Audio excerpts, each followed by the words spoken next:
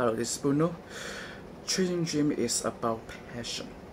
It's not about your hobbies. It's not about just a first instance or a first mindset or first idea.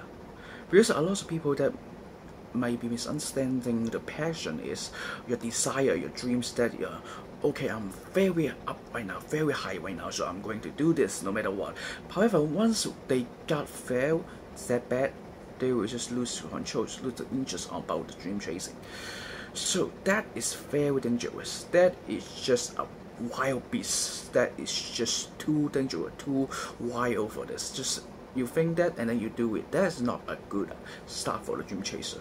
For good dream chasers, they need to have plan. For the passions, they will continuously to burning up while they're setting bad is coming.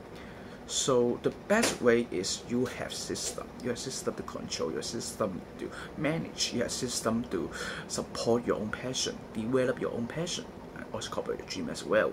So don't fall the trap of this lust or just desire. Don't fall the trap of this hobbies. Passion is the one that I need. Passion is the one that you need to chase your dreams.